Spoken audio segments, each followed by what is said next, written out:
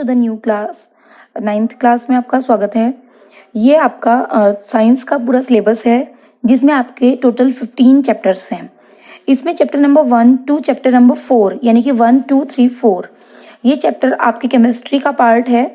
Chapter number 5 6 7 13 14 and 15 ये आपके biology के चैप्टर्स हैं। और चैप्टर नंबर 8 9 10 11 एंड 12 ये आपके फिजिक्स के चैप्टर हैं यानी कि भौतिक विज्ञान के। ठीक है, तो इसमें से जो बायोलॉजी वाला पोर्शन है यानी कि चैप्टर नंबर 5 6 7 13 14 एंड 15 ये आपको मैं पढ़ाऊंगी। ठीक है, आज हम स्टार्ट करते हैं बायोलॉजी का चैप्टर नंबर 1 जिसका नाम है जीवन की मूलभूत इकाई, the fundamental unit of life. ठीक है, तो फंडामेंटल यूनिट ऑफ लाइफ क्या होती है हमारी, जीवन की मूलभूत इकाई क्या होती है हमारी, कोशिका। ठीक है, तो इस चैप्टर में हम कोशिका के बारे में पढ़ेंगे और कोशिकांगों के बारे में पढ़ेंगे विभिन्न। ठीक है, इसमें हमारा सबसे पहला टॉपिक है सेल यानी कि कोशिका। ठीक है, कोशिका को इंग्लिश में कहते हैं सेल, CELL। जैसे आपने देखा होगा कभी भी घर बनते हुए तो घर बनाने के लिए ईंटों की जरूरत होती है। जैसे एक से एक ईंट जुड़कर दीवार बनाती है। ठीक है, और दीवारें मिलकर क्या बनाती हैं, एक रूम बनाती हैं और बहुत सारे रूम्स मिलकर क्या बनाते हैं, एक पूरा घर बनाते हैं। इसी तरह से हमारी बॉडी में भी क्या होता है, छोटी छोटी रचनाएं होती हैं, बहुत छोटी छोटी रचनाएं होती हैं जो आपस में जुड़कर जीवों के शरीर का निर्माण करती हैं। इन्हें हम कोशिका कहते हैं। ठीक है, और एक कोशिका के अंदर वो सभी काम करने की क्षमता होती है जो कि जीवन के लिए आवश्यक होते हैं। जैसे कि हमारा पाचन है, श्वसन है, उत्सर्जन है, तो एक कोशिका के अंदर भी वो सारे काम करने की क्षमता है क्योंकि इनके बिना लाइफ पॉसिबल नहीं है। ठीक है, नेक्स्ट हमारा टॉपिक इसमें आता है कोशिका को जीवन की संरचनात्मक व क्रियात्मक इकाई क्यों कहते हैं। ठीक है, इंपॉर्टेंट क्वेश्चन भी है ये आपका, बहुत बार एग्जाम में भी आता है क्योंकि हमें पता है कि प्रत्येक जीव का शरीर चाहे वो कितना भी छोटा हो और चाहे वो कितना भी बड़ा हो, ठीक है, हमें डाइवर्सिटी देखने के लिए मिलती है, विविधता देखने के लिए मिलती है। हमने देखा है प्रकृति में बहुत सारे जीव हैं, कुछ छोटे हैं, कुछ बड़े हैं, कुछ बहुत ज्यादा बड़े हैं। ठीक है, तो चाहे वो जीव बहुत छोटे हैं यानी कि हम उन्हें अपनी आंखों से नहीं देख पा रहे हैं या फिर बहुत बड़े हैं, उन सारे जीवों का शरीर कोशिकाओं से मिलकर ही बना होता है।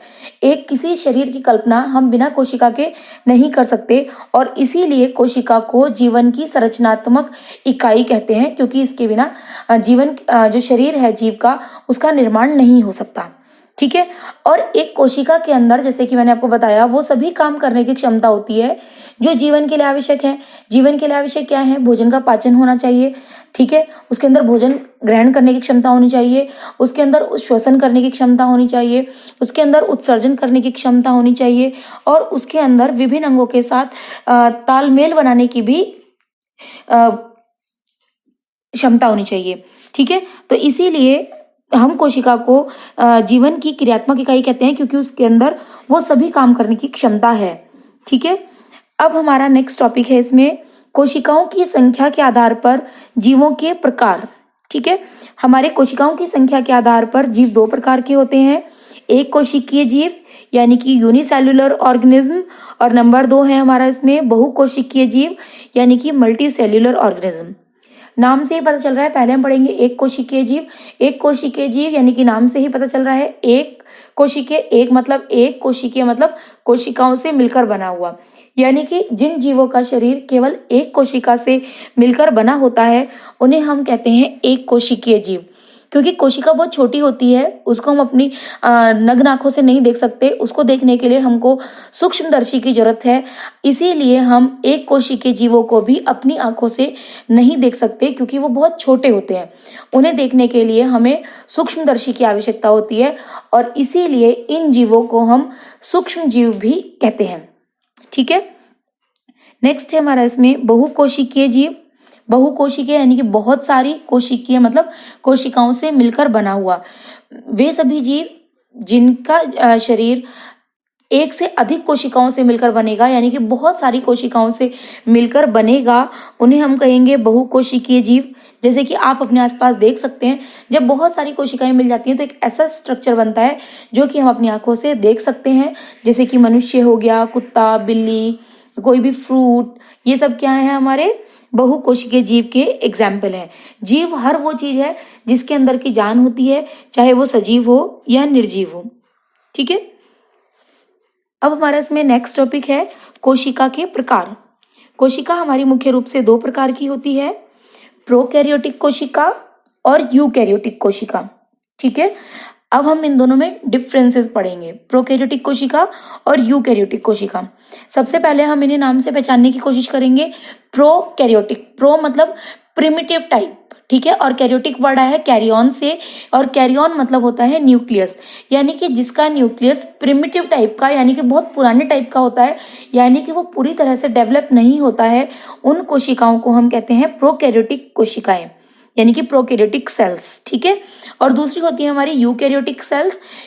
यूकैरियोटिक का मतलब है जिनका न्यूक्लियस फुली डेवलप्ड होता है, पूरी तरह से डेवलप्ड होता है, उसमें न्यूक्लियर मेम्ब्रेन से बाउंड होगा, यानी कि केंद्रकीय कला, केंद्रीय कला को क्या बोलेंगे, न्यूक्लियर मेम्ब्रेन, यानी कि केंद्रक के चारों ओर पाई जाने वाली एक झिल्ली, उससे घिरा रहता है। ठीक है, तो हम इनमें अंतर पढ़ेंगे। सबसे पहले हमारा प्रोकैरियोटिक कोशिकाओं का जो आकार होता है वो बहुत छोटा होता है। ठीक है, इनका आकार 1 से 10 माइक्रोमीटर तक का ही होता है। ठीक है, जबकि हमारा यूकैरियोटिक कोशिकाएं कैसी होती हैं, आकार में बड़ी होती हैं और इनका आकार लगभग 5 से लेकर 100 माइक्रोमीटर तक का होता है।